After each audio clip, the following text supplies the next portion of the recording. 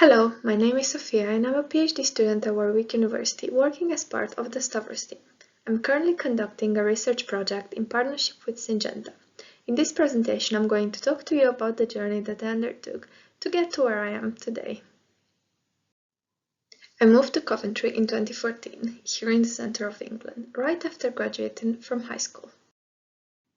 I then attended Coventry University to study for my undergraduate degree in analytical chemistry and forensic science for the next 3 years. This course combined forensic science, through which we learned all the processes involved in assessing and collecting evidence from a crime scene.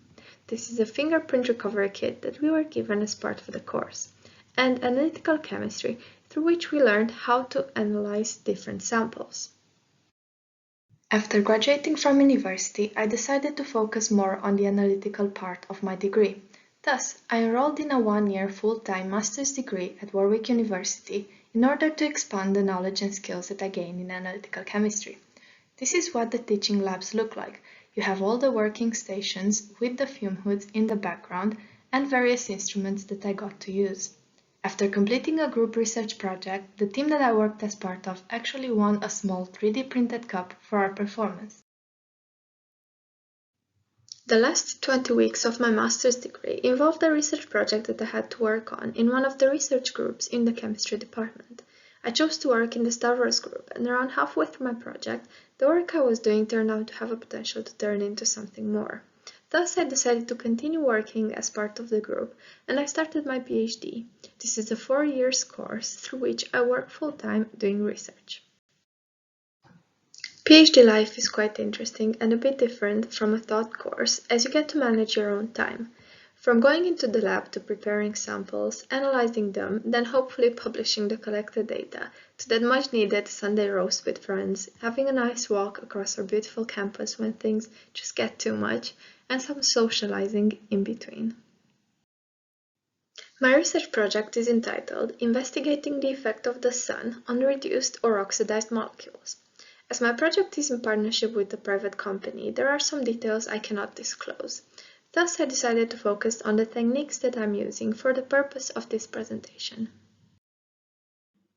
So why are we interested in studying reduced or oxidized molecules? The simple answer is that they are everywhere you look.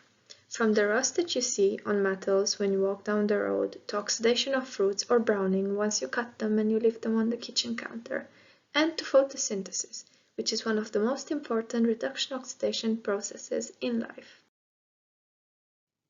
In order to analyze them, we combine two different analytical techniques: electrochemistry, through which we form either the reduced or oxidized molecules, and spectroscopy, through which we study the effect of light on the formed molecules.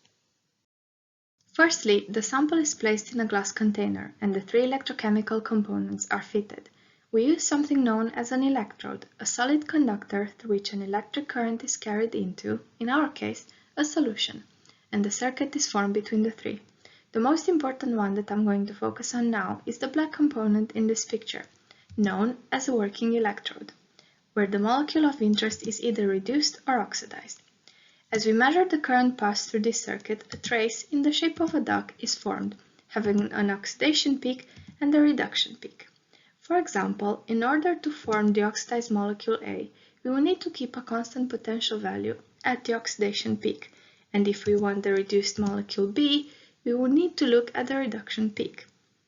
In an experiment, if we have a solution containing molecule A, by keeping the potential at the reduction peak, the molecule gains 2 electrons and 2 hydrogens, and as such it gets reduced. Thus, the double bond now is a single bond, and the oxygen also has a hydrogen. After this step, we can study the effect of light irradiation on the formed molecules. Light travels in waves, and the light that we see is only a small part of all the energy surrounding us. Combining all the different waves together, from smaller ones to larger ones, we form the electromagnetic spectrum. An electromagnetic wave can be characterized by 2 features: wavelength, which is the distance between 2 peaks, and frequency, which describes how fast a wave goes up and down. The color of light also depends on how short or long its wavelength is, and molecules absorb light in different regions. A technique known as ultrafast spectroscopy is then employed to understand the dynamic processes of the form species that occur upon exposure to light. Ultrafast spectroscopy is similar to motion picture. For example, by setting a number of cameras over a long distance and taking pictures at those points in time, you get a full description of how the horse is running. In our lab, we take pictures of how a molecule behaves in the very early times after being exposed to light. For example, a blink of an eye is 1/10 of a second. Now, when we say ultrafast, we mean what happens within 1/1,000,000th of 1/1000,000th of a second, which is incredibly fast.